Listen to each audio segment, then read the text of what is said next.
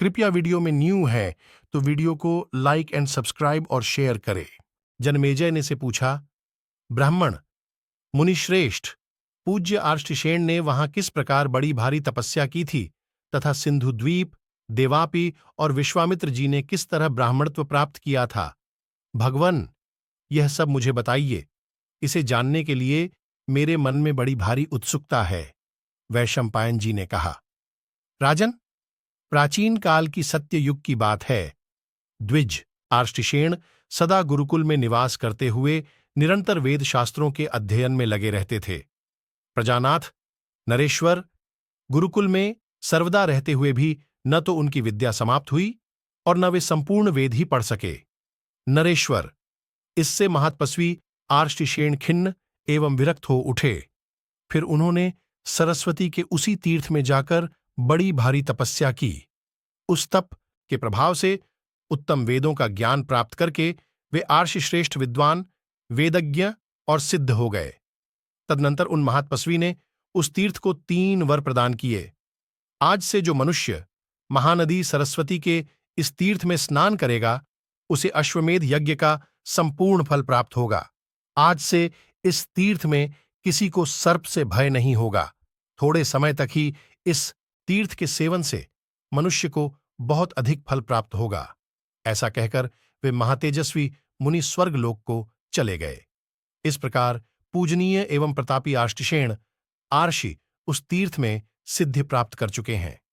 महाराज, उन्हीं दिनों उसी तीर्थ में प्रतापी सिंधुद्वीप तथा देवापि ने वहां तप करके महान ब्राह्मणत्व प्राप्त किया था। तात कुशिकवंशी विश्वामित्र भी वहीं निरंतर इंद्रिय संयम पूर्वक तपस्या करते थे। उस भारी तपस्या के प्रभाव से उन्हें ब्राह्मणत्व की प्राप्ति हुई। राजन, पहले इस भूतल पर गाधी नाम से विख्यात महान क्षत्रिय राजा राज्य करते थे। प्रतापी विश्वामित्र उन्हीं के पुत्र थे। तात, लोग कहते हैं कि कुशिकवंशी राजा गाधी महान योगी और बड़े भारी तपस्वी थे।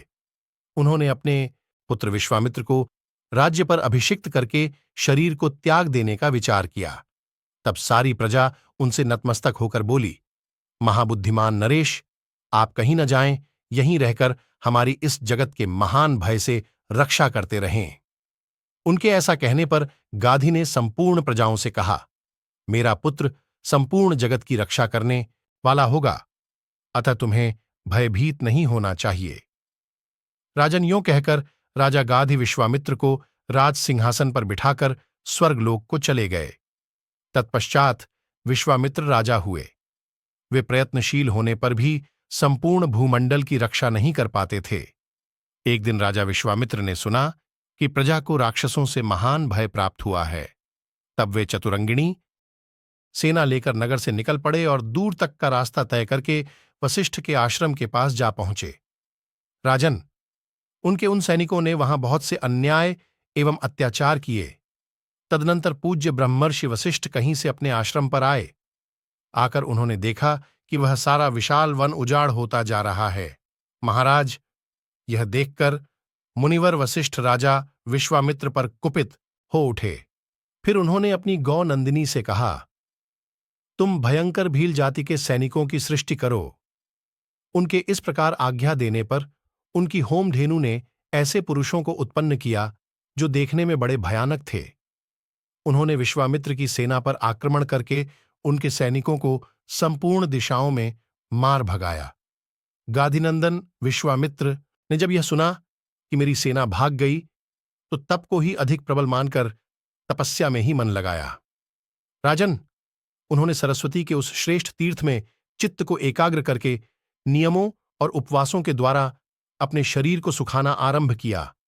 वे कभी जल पीकर रहते, कभी वायु को ही आहार बनाते और कभी पत्ते चबाकर रहते थे। सदा भूमि की वेदी बनाकर उस पर सोते और तपस्या संबंधी जो अन्य सारे नियम हैं, उनका भी पृथक पृथक पालन करते थे। देवताओं ने उनके व्रत में बारंबार विघ्न डाला, परंतु उन महात्मा की बुद्धि कभी नियम से विचलित नहीं होती थी। तदनंतर महान प्रयत्न के द्वारा नाना प्रकार की तपस्या करके गाधीनंदन विश्वामित्र अपने तेज से सूर्य के समान प्रकाशित होने लगे।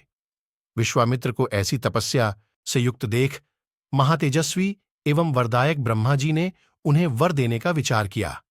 राजन, तब उन्होंने यह वर मांगा कि मैं ब्राह्मण हो जाऊं।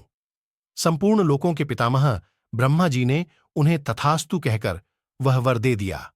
उस उग्र तपस्या के द्वारा ब्राह्मणत्व पाकर सफल मनोरथ हुए महायशस्वी विश्वामित्र देवता के समान